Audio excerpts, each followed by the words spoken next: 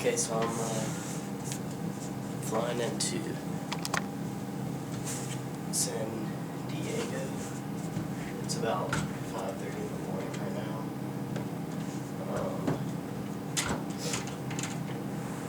I'll be landing here in about 5 minutes. So, actually, I'm about to make a base turn right now.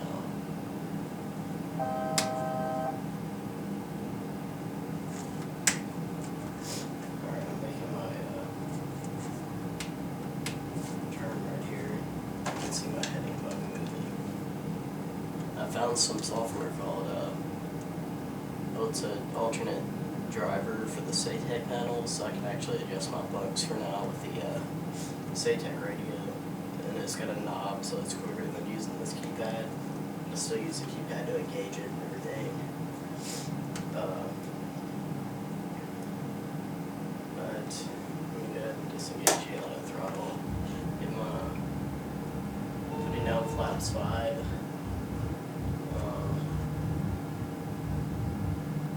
As I slow down here, I'm going to go ahead and slow down to 248. I'll stay around in that area for the landing on the speed. The runway is going to be on our right here in a second. Okay, I'm going to go ahead and do it flaps 15. 25. Okay, I have the runway, so I'm going to go ahead and drop the gear.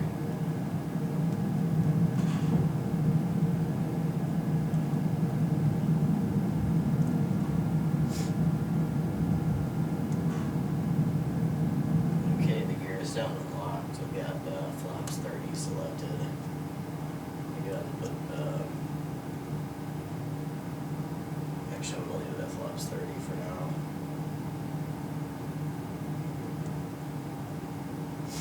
Okay, the runway's up there. I'm about to go for it. Okay, I'm going to get off the autopilot. Take manual control. Okay, I'm going to go ahead and give it flaps 40. And try to stabilize my upper speed. A little bit of trim here.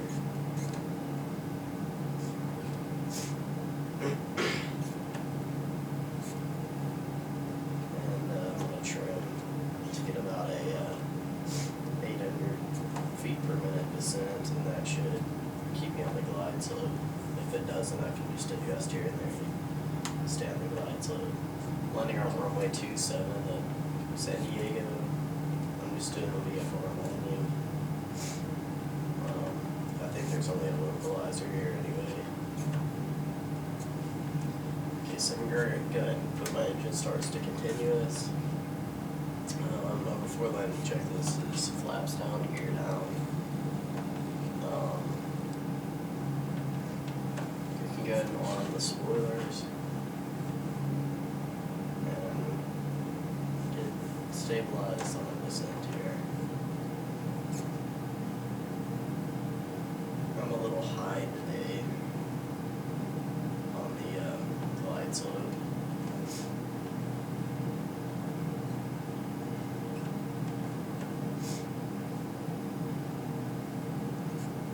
Don't want to drop too fast. Oh, it looks like there's some fog setting in. Hazy right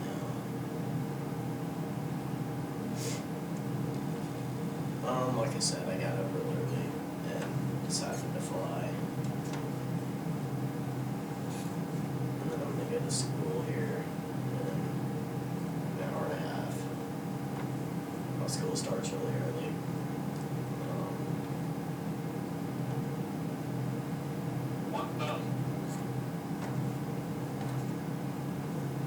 See, I'm a little high because it's not.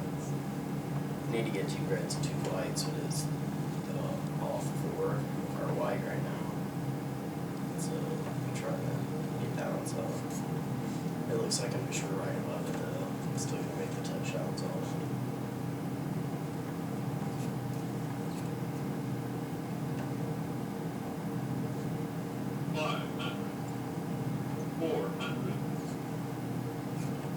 Sometimes the radio altimeter sounds real funny on these slopes down to runways or slopes up to runways.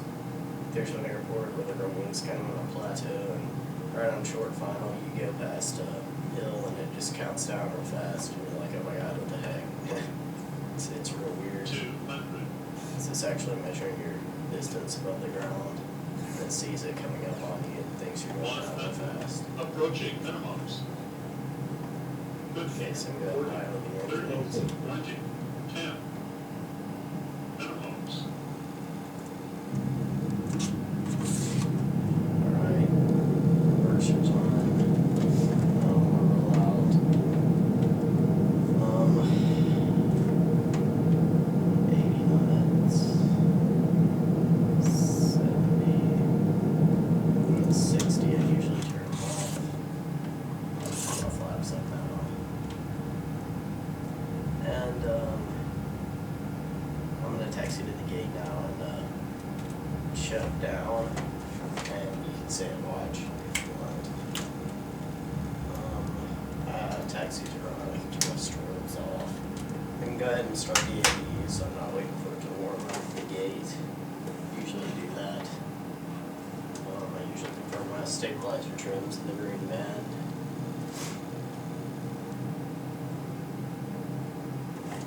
I was looking at some length stuff, different MIPs last night, and it doesn't look like my I think my MCP is going to fit up here, so I'm thinking about a redesign of some of the stuff.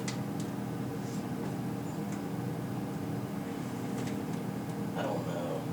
I'm actually thinking about doing a glare shield that has a MCP in the middle. The ethos is like the normal 737, but it comes out and goes down like that. It has a VHF or a comm radio on each side.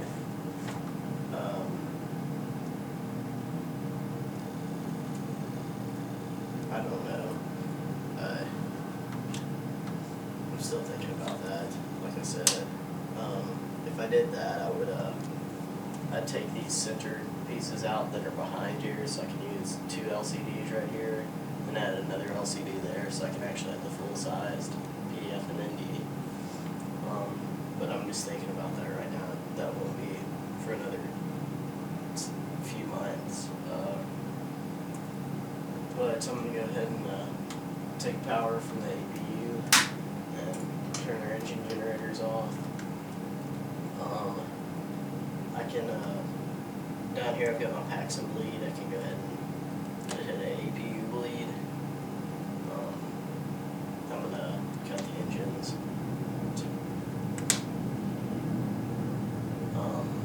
After that, I can go ahead and turn off my wing and airline collisions. And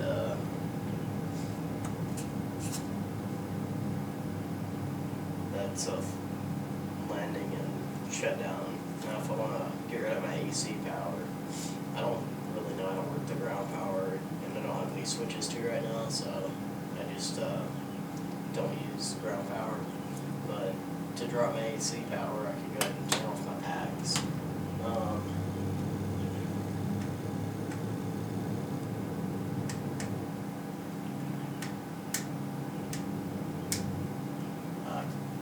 Those switches are in the wrong position.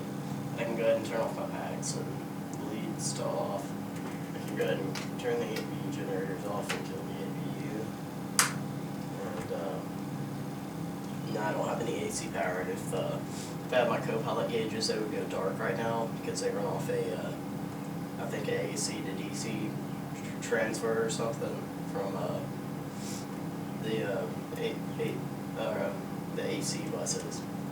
Because on this plane you have, I think you have 2 AC buses that can run off either the generator and the APU, and then those can transfer between each other with the bus transfer.